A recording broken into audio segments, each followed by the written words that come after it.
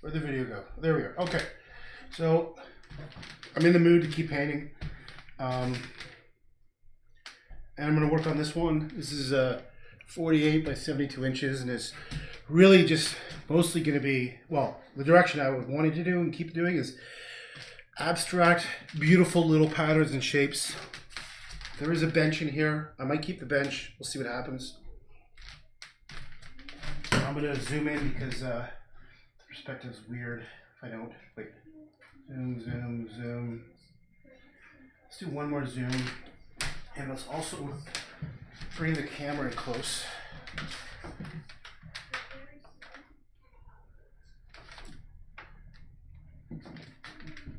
Hey, we're getting some.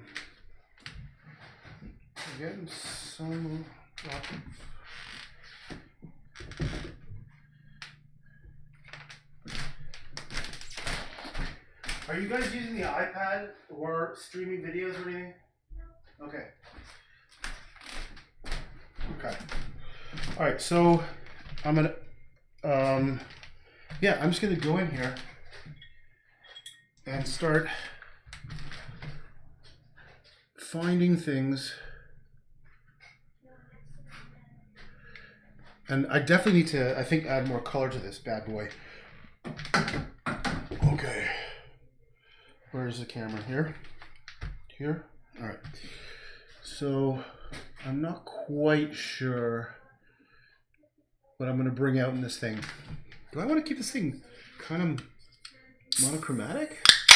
Because it does kind of have a nice effect.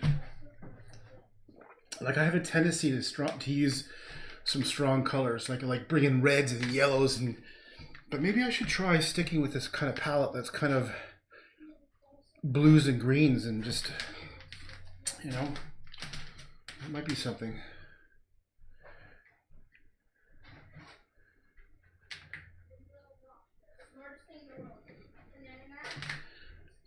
So again, I'm just doing this because I'm enjoying. There's nothing deep or meaningful right now. In fact, my intention is to have the opposite of deep thought with this. This is just adult play.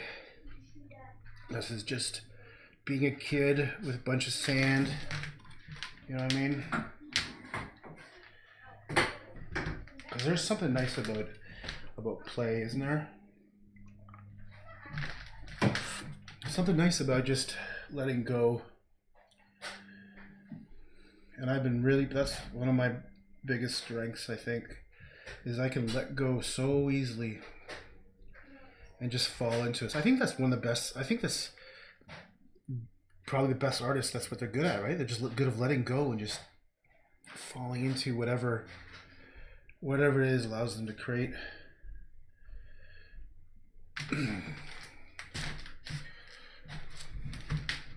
So what should I do? I kind of feel like something.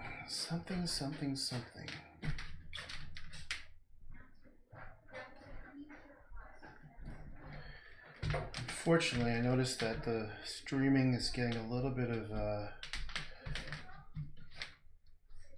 a buffer in the streaming. And the only way I can correct that is that I have to kill the stream and start again. I'm a little reluctant to kill the stream right now. But if it gets, right now it's at 10%. That's borderline getting choppy. Fuck.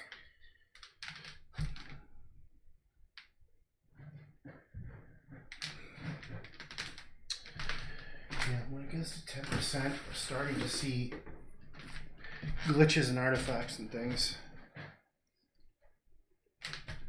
Well,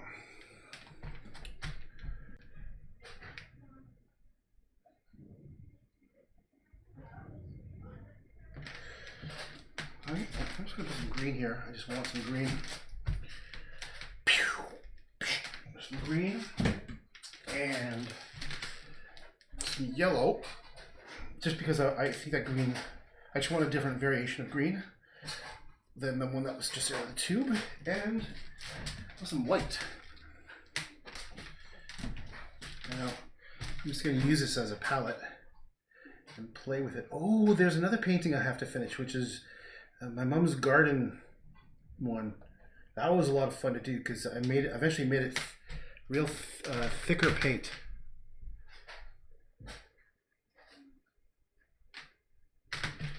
Remember I told you I like to put in colors, so I'm just gonna do this. It's kind of like this soft yellow. Let me just see. I've had some greens up there. Maybe it needs a bit darker green. Yeah, a bit darker.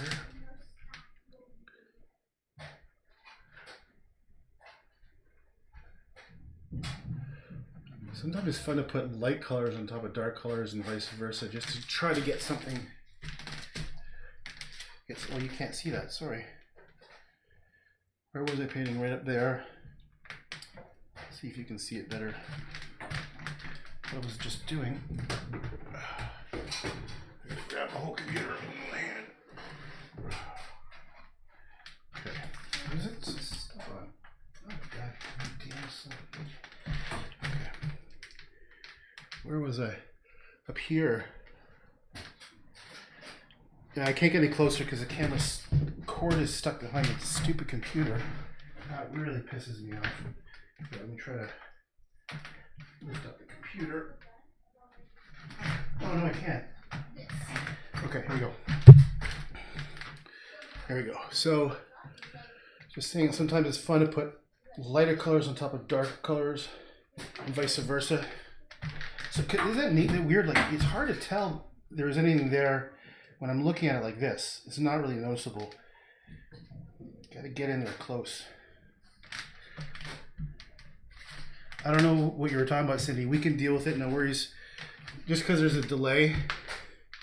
So often in the chat, I can't tell what the hell people are talking about. Oh, probably the buffering. Well, it's at 7%, so that's totally acceptable. I found that at 15% errors. What I'm talking about is the buffering. It's the number of dropped frames in the network. And if it's about 15%, it's noticeable. Which, hey, this is interesting. This is anyone who plays video games. So in video games, your frame rate's important because if it's too low, the animation looks chunky, doesn't look smooth. And in animation and video games, you want a frame rate of at least 24 frames a second because that's generally where the human eye can pick up. We'll start to notice choppiness, let's call it, okay? We actually aim for 60 frames a second so that there's no way the human eye is going to detect any kind of choppiness in the animation. But theoretically, like if you aim for 30 frames a second, you're totally good. But 24 is actually sort of like around the scientific number. But I found when making video games, you had to pick the lowest frame rate. 15 frames a second was probably the lowest. 14 to 15 frames a second was the lowest acceptable frame rate that you could play a game, because otherwise everything was so chunky, it was just so jarring you couldn't do it. Which is interesting because I've noticed that the drop frame rate in the network in buffering is about the same, 15 frames a second.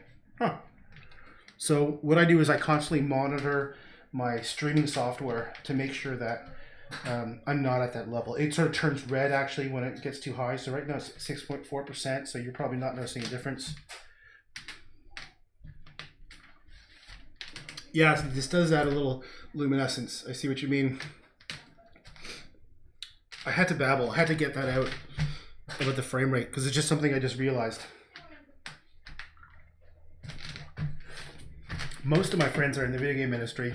Actually, that's not true. Not true. In the past, like 10 years, past 20 years, my friends are mostly in the video game industry.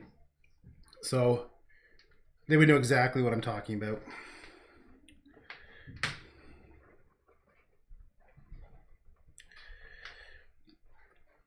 One of my very best friends is getting married next week, and he has his own studio, and he's doing extremely well. He just released a game. He started as an indie studio, and he still is kind of indie, but growing quite rapidly, and the game he had the first game he released a number of years ago was got some really excellent acclaim. It was a really cool game. I just don't want to say who it is, just because I don't know. It feels weird to talk about that. But he's just releasing a game which is I would say it's quite a big title, and very happy for him, and he's doing extremely well, and that's awesome because he's one of these people that deserve it. He's like, there's a few people that I consider geniuses, and he's up there. My buddy's pretty close to genius, I'd say.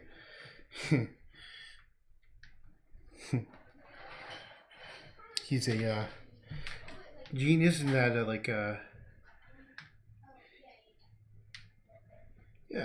it takes a lot of smarts to do well in this industry and to lead large teams. I don't know how many people in his company. He probably has about 30 or 40 people in his company, I'm guessing, which is not that big, to be honest, for a big video game. And so his video game is now big, like what you would consider AAA. So like you'd see ads on TV. So it's pretty cool to see. I've got a couple of friends who've done, one was a friend, and then was more, let's say, acquaintance who's done extremely well. Actually, three guys I know, and we all one of them was already a success before I started. He's kind of like a legend in the video game industry, but the other two guys kind of started at the same time as me and had the similar trajectory. Like one guy I had a couple of two video game studios, you'd call it, that were, we did pretty well, but they weren't. It's a hit-driven industry, which means that most video games don't do well. Most video games don't make money for the developer. But the one game that does well makes up for the 5 that tank or more. It's a very risky business. And I've been in it for so many years. It's an industry that I absolutely always loved. I've loved video games since they were first created. I was into programming video games. I was into making art for video games. My biggest thing was building a company from scratch. I love that experience. So I built a few companies from scratch, and a couple projects like that were essentially a company. Hired all the people, rented the space, negotiated the contracts, and got, and completed the projects, like run the whole project. And I did a lot of the game design, although it's one of the things where, haven't really talked about. It's like the only way I would ever know that if you actually went carefully through the credits to see. But that's what I would do behind the scenes. I would be like working. We'd just work insane hours, man. I was like a weekend. I didn't even know what a weekend was. I would work 7 days a week. I'd work up to easily 11 o'clock at night, many nights. Be there probably around 9 o'clock in the morning. Man. And I do a lot of more consulting now. I do a lot of work with funding of video games. And I do a lot of work that I can't talk about, which sucks. I've done so many projects that were never completed, just mostly because of business reasons more than anything else. I've been involved in probably, I think about 7 or 8 published game titles, and then probably more like prototype developments that never saw the light, and about 7,500 of smaller web-based games where I was more like responsible for the general team as opposed to directly working on them. So, and the one thing I was worried about to some degree was I wouldn't be like I need to do something creative, right? And so I knew when I was getting more into video games, I was worried that I was going to not have creativity, because that's something I need. It's like breathing, right? And I found actually that running a business and running a project and setting up the systems to run the projects was very, very creative.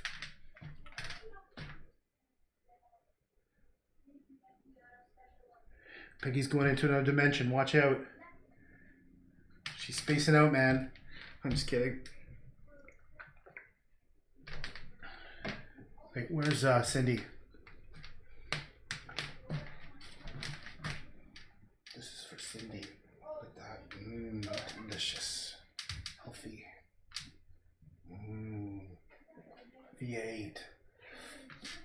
I'm just teasing her because she's... Apparently she doesn't like V8. What kind of weirdness is that? Who doesn't like V8? No, I get it. V8 probably is gross. But I've just learned to like it. I don't know why.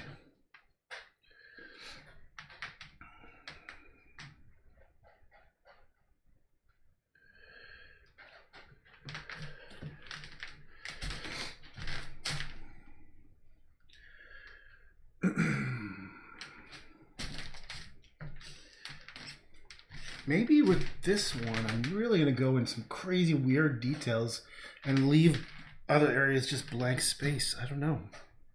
I love doing this, man. Right now what I'm doing, I love this.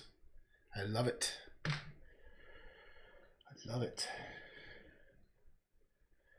Oh, I just wanted to just say I'm extremely happy because my tinnitus is now one of the like super calm. It's like about a 4. I mean, it's there. But this morning started out pretty shitty. Started out scary shitty. The kind of thing where, you know, like you wonder what the hell you're going to do. But I have I'm a parent, I'm a single dad, so I got to always be there. I have to always be, I don't have the luxury of flaking out. Do you know what I mean? I don't have the luxury of hiding away and just cocooning, which is sometimes I really would like to. It's important for me that I'm solid. I think that I'm there. That I'm, which is a weird thing to do when you're being an artist. Is that you want to? It'd be nice to, not nice. It would be more beneficial to be completely selfish and just go off and, like, for example, I would love to travel again. I would love to live in a different country. I would love to live up north. Like, I haven't traveled in, I don't even remember the last time. Like,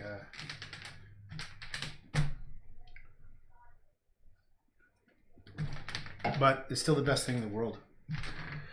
Being a parent is the best, absolute best thing in the world. So it's a sacrifice I'm happy to make every day.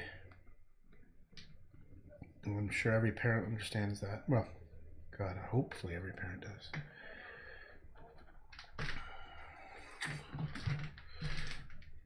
I don't really want to talk about that because it's too personal. You know what I mean? You don't need that.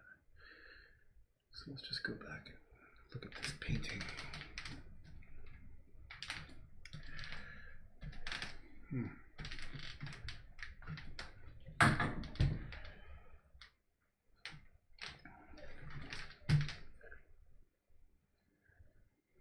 Oh, maybe I should do some thick.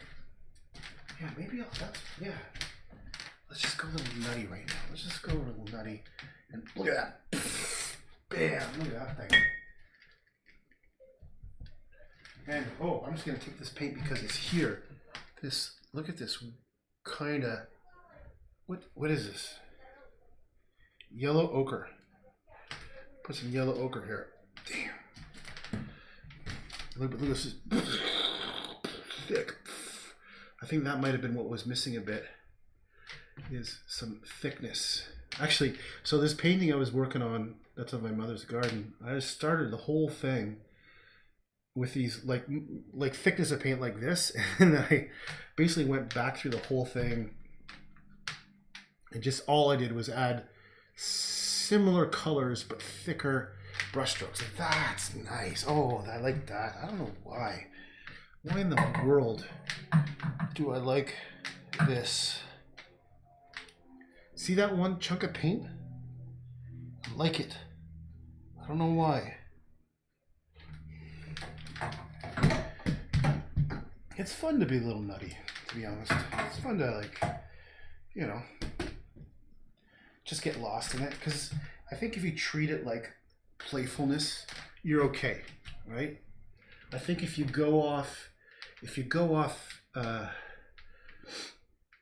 take it too seriously, you're being narcissistic, I think. And also, you know, there is a danger of losing your mind a little bit, and you know, I don't want to do that. But yeah, I don't like that was too thick. So what I'm going to do is I'm going to take some of this green, and what happens if I just go right in the middle of it? Just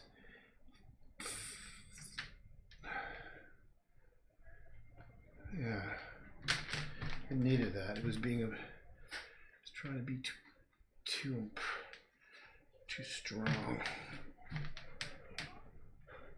Okay, so let me just mix this up.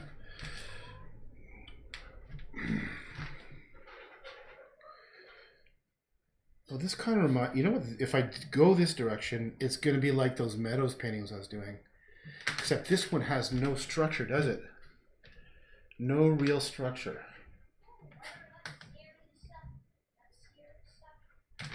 What if I just leave it? What if I leave these things? Oh shit, I wasn't showing what I was doing. I was doing this. Which is kind of fun when you zoom in.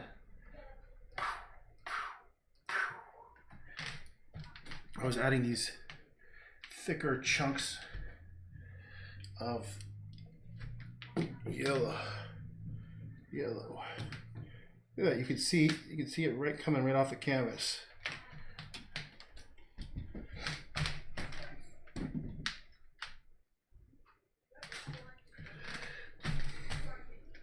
But I'm still not happy with it. Still not happy with it. Maybe I'm gonna do some rough brush strokes. I wonder how many different styles I can mix in here. And what I mean by styles is like this is rough and it's ripping out and it's sort of just picking up edges of paint. These are soft little delicate refined things, and this is just sort of like scrapes of color, and there's Iskowitz up in the corner there. And that's something is making me do this, by the way. I don't know. Something's making me. Oh, I like it. I feel that weird feeling coming on again. I think I'm addicted to it. I think I've developed an addiction to the release of endorphins when I'm painting. I think that's what it comes down to. So right now I'm feeling on the cusp of getting a nice shot of endorphins. I don't feel it yet, but I feel it coming on. You know what it feels like? It feels like I have no first-hand experience in this, but like a heroin addict before they're getting their dose, I kind of feel that's where I'm at right now. Like I want it. Where is it? Where is it? I can feel it coming, but it's not here. That's not so funny. But fuck it. Okay. All right. So bench. Is this gonna be about the bench? I don't know if I like this. I can't say for sure if I like it. So I'm gonna take some purple. I'm just gonna bring some purple into this equation. What happens? I don't know. Oh, I think some water would be nice. I think that's what was going on. There's something nice about the drips of water. They create things that allow me to work with.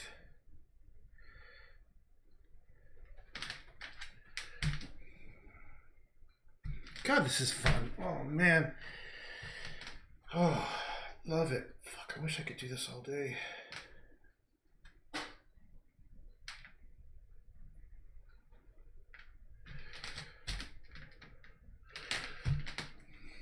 I'm beginning to think I need to make it more representational. Do I need to? Damn it. Do I need to make it representational? Do you need to know that this is something? Does it have to be something? Can I be forgiven for doing something so...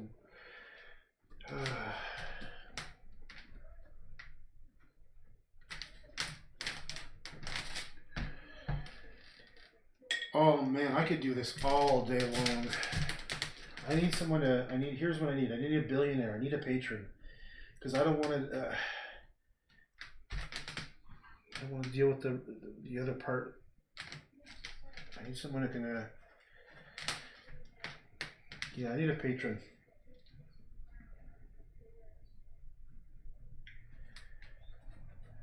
I'll tell you, I almost had a, when I was about, when I was 17, I think, my high school had, well, not my high school, there was a guy named Alan Detweiler who was this sort of like patron of the arts, and he used to go to my high school, so every year he'd put on an award called the Alan Detweiler Award, whatever, and I came in second, and I donated a painting to my high school and they lost it. It was about David and Goliath and it was pretty cool. I used my dad and my brother and a good friend Andrew Tepperman as the models for it, and it was a pretty fucking awesome painting. But anyhow, he took me aside after and he said, I want to be your patron. And he's like he has a castle, or he's dead now. He died a couple years ago, I think. I'm not sure. But anyhow, he said, listen, what I want to do, he said, I think that you're the next master. And I will want to, for as long as you want, you can live in my castle. He had apparently he was in the countryside. And he said, I fly around the world. You can just live there and paint. You don't have to worry about food. You don't worry about anything as long as you want. And at the time I was like 17, like, well, that's fucking way out there. And it was too strange for me. It was just too creepy. And I turned it down. I didn't, and I think I'm pretty sure I still have like a note he wrote me. I have it somewhere. I'm gonna see if I can find it. Yeah, so I almost had a patron who would, some like super rich person who wanted me just to create artwork, and fuck, I wonder how my life would have been if it was different, if I actually took that thing. How my life would have been different if I was then 18. I would have been, just graduated high school, living in some castle in the English countryside. I mean, a big part of it was I was madly in love with a girl, and there's no way I was gonna at the time when leave her. She was just the most beautiful woman you can imagine.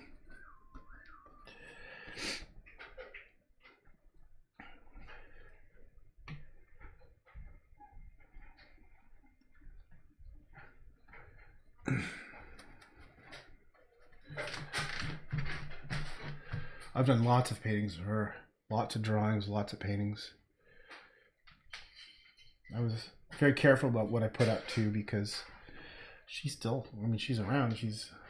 Has a family now, and I wouldn't want to, I wouldn't want to do anything disrespectful. Because I did lots of nudes of her. It was amazing, man. She was so beautiful. And beautiful person. Like, she was just so beyond me. I was pretty self-assured, let's just say, when I was around that age in certain areas. And I didn't realize how amazing she was, of course, until after she broke up with me years later. I was such an idiot. Such an idiot. Oh well, live and learn, right? I used to think I was hot shit. I had it pretty damn good.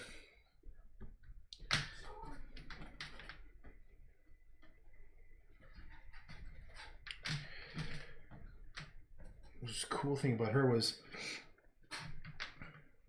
she went on to go to Cambridge and she then got her law degree, you know, and she just went on to really do really well for herself. And it's kind of like, and I think about her occasionally, I just think, you know what, good for her. So happy that she's happy. And it was meant to happen that way. Definitely took a lot of that arrogance out of me. You know, definitely knocked me down a couple notches, which is what I needed. Life has to do that to you. I'm definitely not that person that I was back then. You know, a guy who occasionally peeks out, pops out, and then I remember my mistakes. I'm a much better person for it. Yeah, it's so funny. You know, I'm getting close to 50 and I'm just feel like I'm, you know, becoming who I am. I always knew this was going to happen. I tried to be successful in a world other than art, just to try to like prove to my family that I had value other than art. That's the big secret. I got a lot of attention from art when I was young. It became like that was the only source of value I kind of had. You know, I was like this prodigy artist, and so I was like, you know, my paintings were everywhere, all over the house, and people would always just know, like, you know. So I wanted to prove they had worth and value besides art. So that was one of the reasons I stopped showing stuff and took it private. Is I just didn't want to be. That was only my worth, because that's kind of how it was. You know, that's how growing up it was like for me. And you know, good and bad.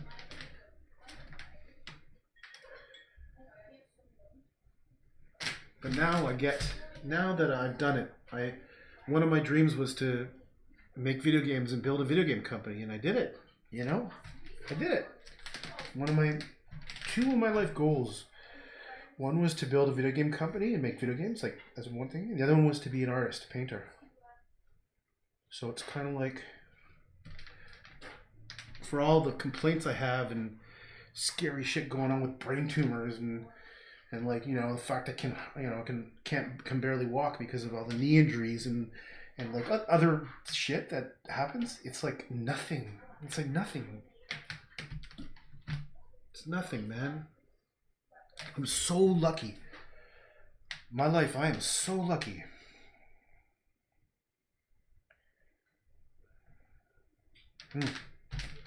I'm grateful, man. I am so grateful for what I have. I don't really need much more than what I have. I don't need much more. I'm lucky.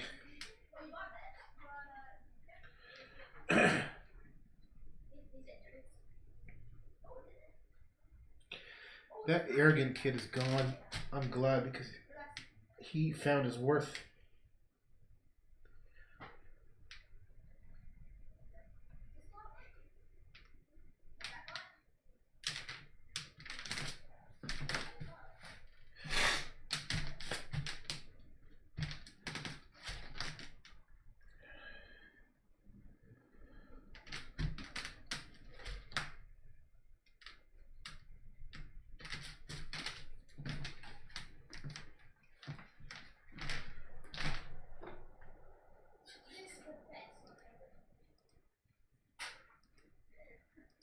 this is so much awesome. This is just, oh, I want to continue this non-stop, but I can't. Damn it.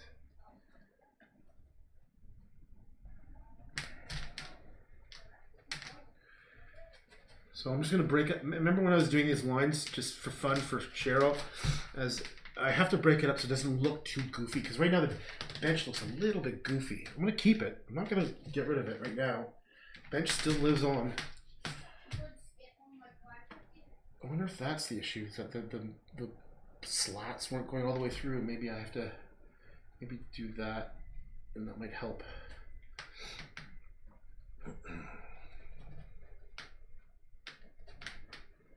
Well, that reminds me of a style that I kind of created when I was really young. When I was very, very young, I came up with this idea where I'd draw lines, and then where the lines would touch, they kind of get thicker, and then thinner where it was more open. I can show you a whole bunch of drawings where I did those. I'm gonna say 12, around age 12 and 13. Yeah, I used to do tons of drawings, and I created this style. And it was almost like calligraphy. I think that's what it was. Because my mom, at some point in time in life, she would do paintings of Chinese calligraphy. She learned it. And one of the things I noticed was I kind of felt the weight of the line. And what I mean is if you were to have a curve, it would be heavy and thick, and then it'd become thinner, and then thicker again. You know, it's hard. I'd have to show to describe it. And my point is, I was just doing that right here. I realized it was becoming thick around where it was attaching, and then thinner, and it looks better. It's better. And I did lots of paintings of or drawings of animals. I used to look at National Geographic for pictures of animals, because there was really no source for imagery back then. There's no internet. We're talking like 1982. So either I had to have something real in real life, or National Geographic was a good source. Because my parents had collected National Geographic magazine, and they still have them in the basement of my parents' house. It's the big yellow binder. Sorry, the edges of the National Geographic magazine was yellow, so there was a sort of stack of yellow. They're probably about a half-inch thick, quarter-inch thick. So when you go to my parents' house, you go down the stairs. They were always on this kind of shelf by this near the bottom of the stairs, and I used to just look at those things for hours, just looking for pictures that were interesting, and I would use them to give me ideas for doing drawings. I wonder where else I got it. Yeah, I guess a lot of it was life drawing too. Like I did whatever was around my parents' house. I'd paint a lot of objects that were there. And a lot of times, actually, I was pretty into doing things just straight from my head. Like I did tons of flowers where I just drew flowers. So I should show some of those. I did some pretty cool ones, man. And they're decent sized drawings, about this big. And I just sort of had fun doing it. I don't know why I did flowers.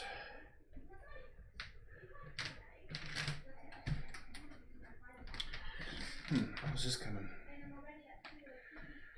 God damn it, I hate that little bald spot in the back of my head. That pisses me off. Look at that. It was caused by stress. I lost hair because of stress.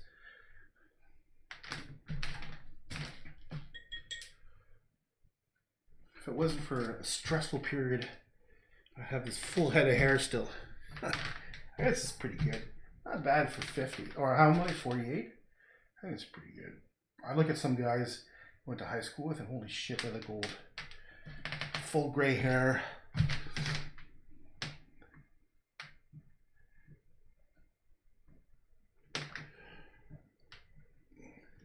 I think by working in video games in the creative field and always around quote unquote young people, because my average employee was probably between, youngest was probably about 20, 23, and oldest was, I remember I remember when I hired Alex, a level designer. He was 50 and I was probably like about 30. He's awesome. He's actually an amazing painter. He's having a show actually in Toronto. Alex Ilhov, really good painter, and he's I think a level designer at Ubisoft. But I'd say average age was probably about 25 to 30. And then I've been teaching for 10 years, a very part-time course, postgraduate course in video game art. And average age is probably, there's two streams. One is the fourth year students and one of the postgraduates, and it's the same stuff, but they're probably about 21 to 23. And then the postgraduates are probably average mid late 20s, but they can be older. So for the past 3 decades, most of the people I've been around have been 25 to 27 on average. And I wonder if that's why I've kind of I still feel very youthful. You know what I mean? Like I still look young, I think. I don't really look my age. And also, I just don't I see some of these guys who are my age and they just, wow, I can't believe it. Like what happened? When they get so old. And also too, I've got a couple close friends, and they're pretty youthful too, actually, because they're also in video games. Maybe there's something.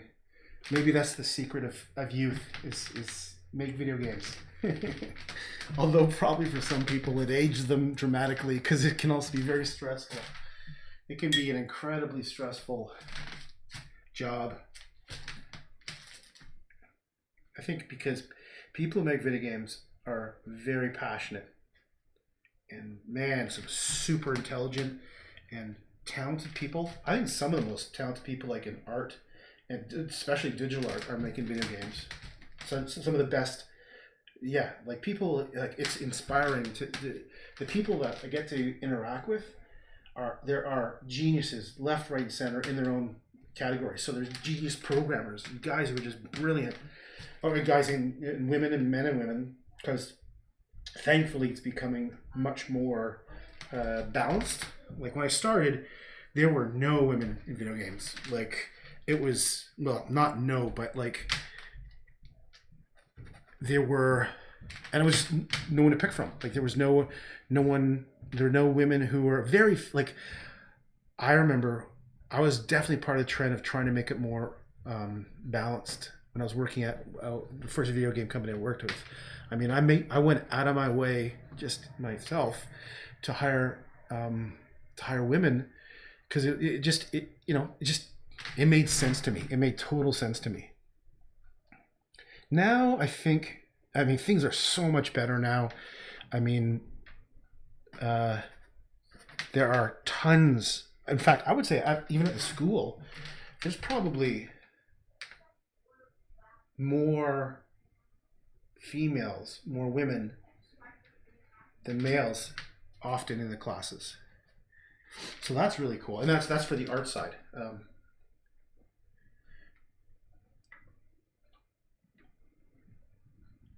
I don't teach programming at all, so I couldn't say how it is for universities, but yeah. So that's kind of exciting. I don't think it's like that everywhere in the world, but I think at least in Ontario, probably Quebec, and I mean, things are definitely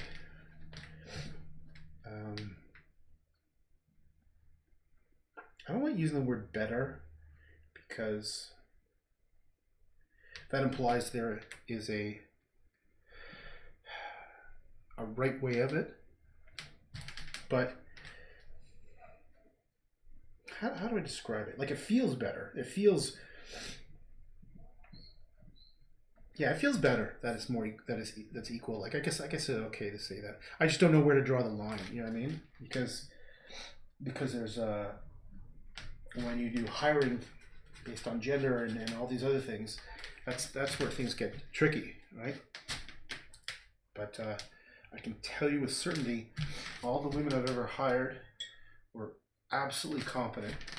It had nothing to do with, like, for example, they were hired because of their competency, for sure.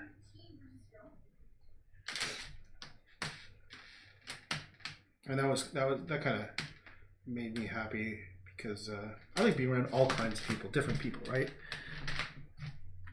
And it was a cliche at the beginning. It was only white males. It totally was. Those were the only people that were available. Like the only resumes that we ever got were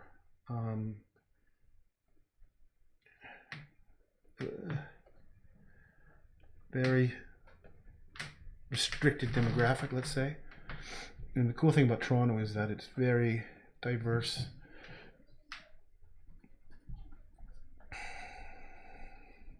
But I'm not going to talk about that because that kind of bugs me, actually. Forced diversity, I'm not a fan at all. But diversity, like when the barriers are away and people are free to thrive based on their merits. Fuck yeah, that's the way it should be. Merit first. Oh, I suddenly feel very nauseous. I think, did I eat today? I think maybe I need to eat some food. But oh shit, you know what? Am I? Okay. Yeah. Oh, I'm starting to feel a little bit like tired. A little bit like might be nappy time for me. I was hit pretty hard last week, I think it was, where I was just massively exhausted and I had to fall asleep for hours at a time. Really sucked. There's nothing I can do about it. So,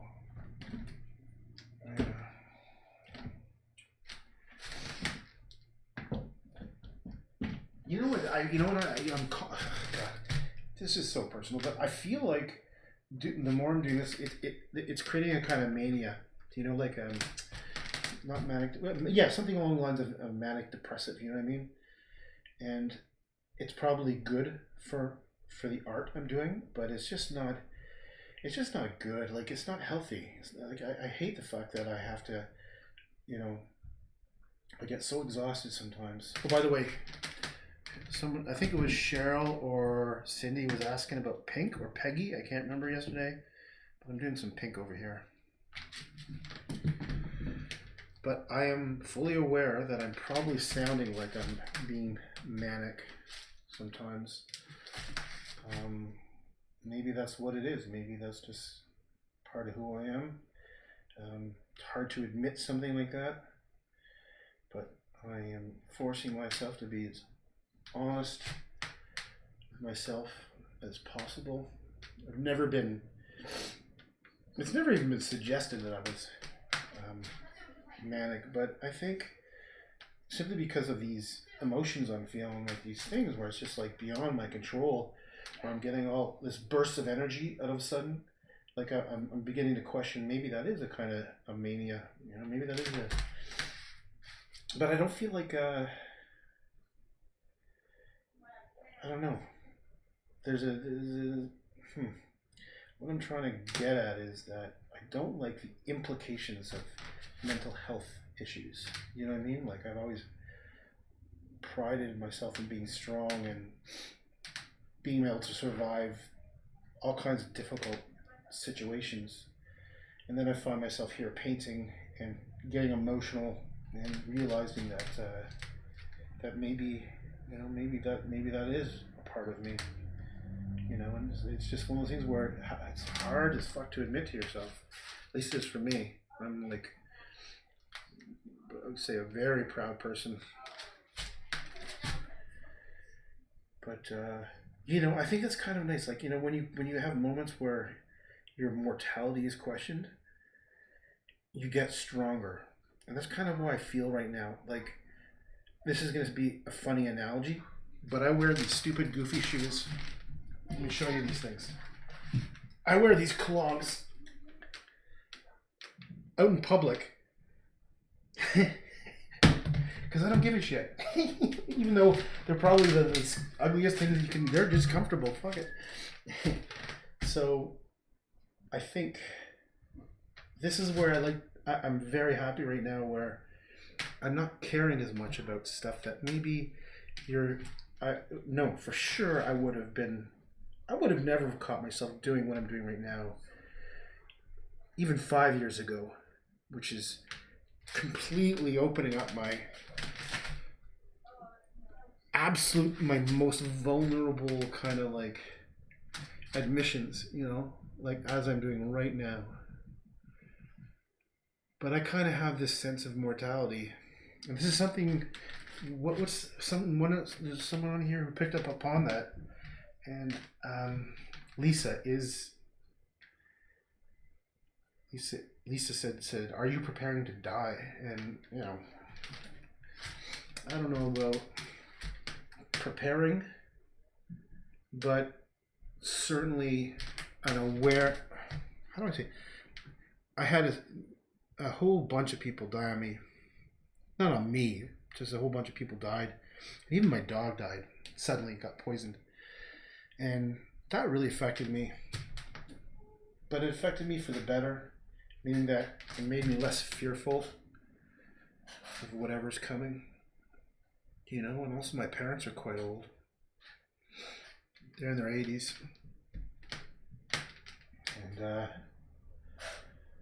And I've had a couple scares.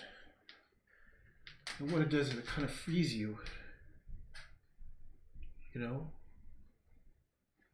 It frees you. I feel freed from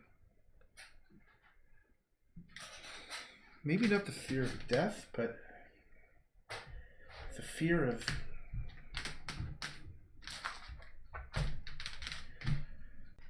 being judged, or I don't know. Like and it's been tested a bit. Like sometimes people have come on and insulted the art, and my initial reaction was to laugh. It's funny.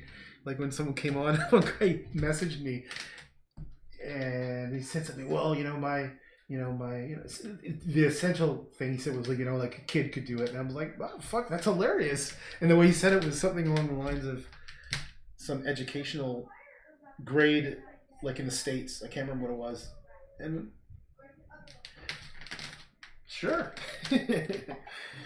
after certain things have happened, that you just don't let other things just don't bother you as much, That's all I can say. So I'm not afraid of things anymore. Some things that were holding me back. I was holding myself back. Now here I am,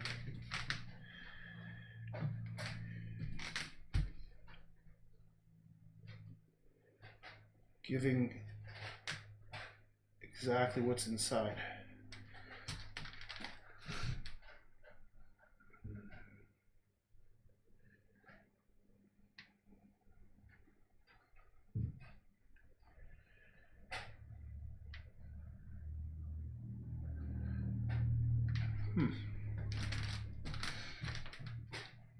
Can I just tell you that tinnitus kind of went away for a moment while I was just talking. I just had a complete sense of calm, and I didn't even hear anything. Wow. I often feel like I have to suffer in order to. This is not a masochistic thing. This is more like I have to. There's suffering that comes along with doing this. And that's not masochistic. It's more like pushing yourself somewhere. It's hard to be honest with yourself, especially when it's admitting your faults, admitting your flaws,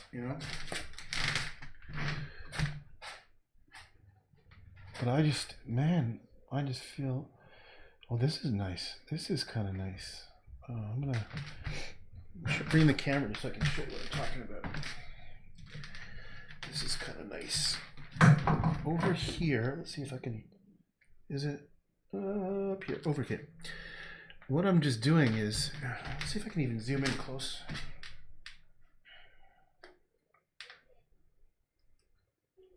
Okay, it's probably close as it gets. So you can see where the white is kind of showing through. So I'm just taking the tip of this thing and I'm just painting circles around some spots of color, erasing the white, but it's dragging the other colors of paint with it. And it's creating these blending of colors, which is really beautiful. Okay. Just more over here. It's just a little trick I just sort of, you know, I've probably been doing it for a while, but you know, it's kind of neat. The more you do stuff, the more conscious you are of it. And it just becomes, yeah, it's like there's something beautiful about that. I can't express it. I don't know. It's just nice. There's something beautiful there. So maybe I'm gonna do that. I'm gonna find some spots where I could do it. Like up here, right up here. I'm gonna try to do it with this area. So it's grabbing some purple I had on my brush before, and it's touching the edge of the green, and it's bringing it in. I'm trying to avoid making too many circles because I don't want it to be too repetitive. So I might just do some weird hard strokes and stuff. Hard strokes. Haha. Okay, so come over here. See that? I don't know if this is going to make any sense for anybody, but it makes total sense for me. I can see it happening. I can see it becoming better. This little painting child is growing up. It's evolving and it's becoming something worthy of its existence. Okay. Do I have any more spaces like that? Maybe like right here. Yeah, like I'd have to bring the camera really close for you to see. That's nice. That's just, who knows what the fuck this thing is, but it's nice.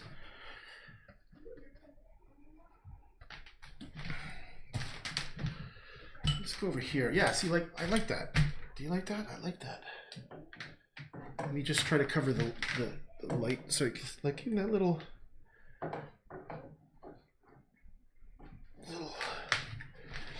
things.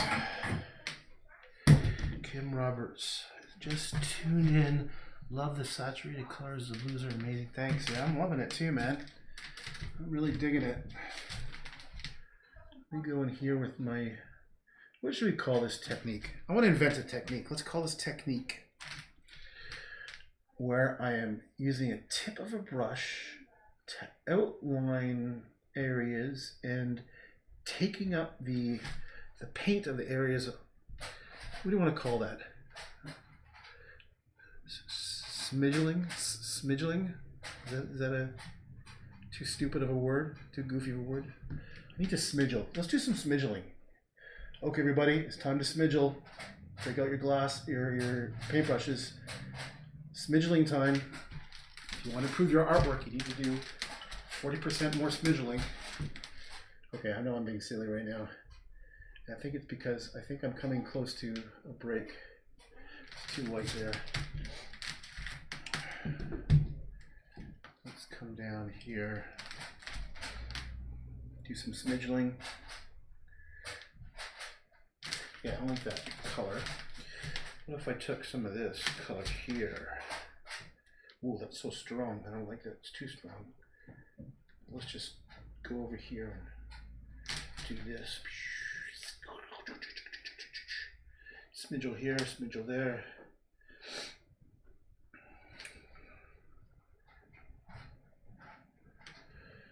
And I might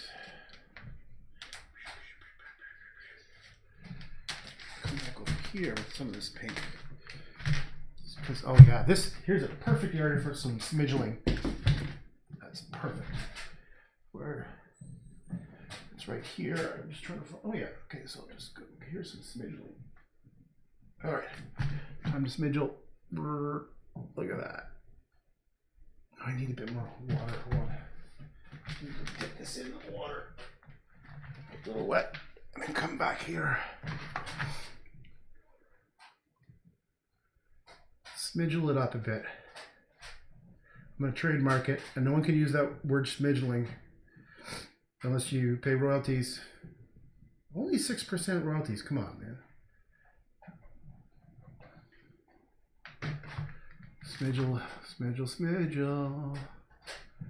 So this will be one of my secret marks, my secret ideas, is smidgeling, which is hereby defined as outlining areas of color with a bit of wetness in your brush, thereby creating a sense of fluidity between the patterns, often eliminating the white spaces of the canvas in circular motions.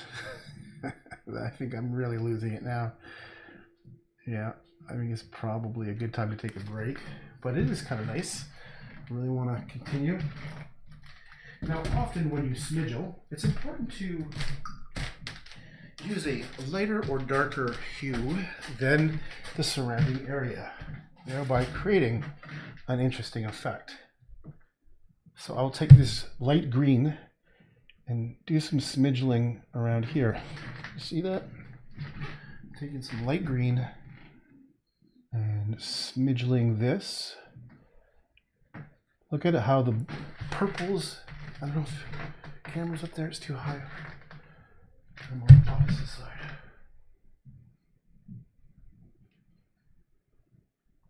Oh Christ, you probably wouldn't see any of it. Like this took some of the purples.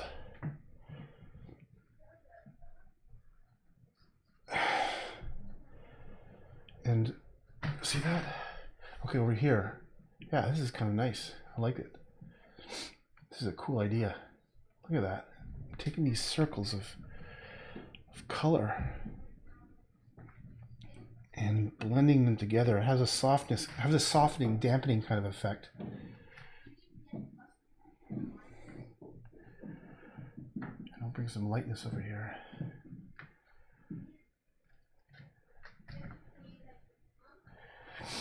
I'm not going to do too much, but I'm just going to do it in some areas where I think it'll look good. Okay. All right. You know what? I think I'm going to take a break. Probably should eat something. Okay. Smidgeling. Yeah, exactly. Smidgeling. S-M. Wait, that's not good, because S and M is like, yeah, so ignore the S and the M, because that's not my cup of tea. I was talking about S and M, it's like sadomasochism, or is that what it stands for, sadomasochism? Yeah, yeah, no thanks. But you do whatever you are into. I dated, well, very briefly dated more of a girl than a woman, because we were in our early 20s who was basically wanting, should I even talk about it? I don't know. Let's just say she was into some stuff that I realized that I was not into. And that, yeah. Oh, that's some nice blue. I'm working with some nice blues down here. Okay. Think that, yeah, let's just stop. Let's just take a break. Okay.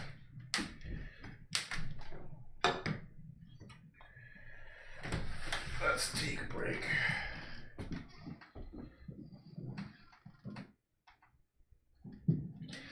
All right, so we have a bench. We have smidgeling, lots of smidgeling going on in this painting. And yeah, I don't know what's gonna happen next. Yeah, so like it's funny because I've done so many big paintings, but because of where I stand, it doesn't look big. Most of my paintings are like 6 feet. Like all the ones behind here. In fact, tons on my website. You just can't tell the size difference. So that one back there is like 7 feet. These are all 6 feet. There's probably about, I don't know how many. How many is that? Maybe about 8 to 10.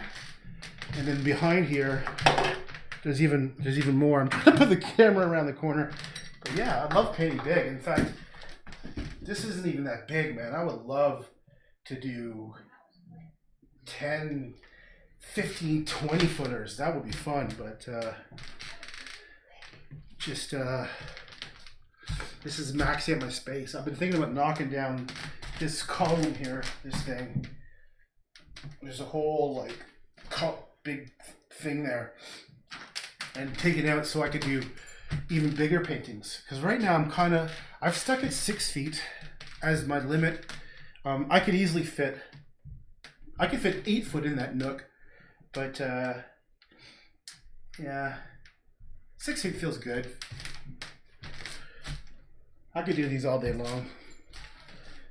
And just to compare, I'm 300 plus pounds and just over 6 feet, so probably a regular person's like this big, little tiny person.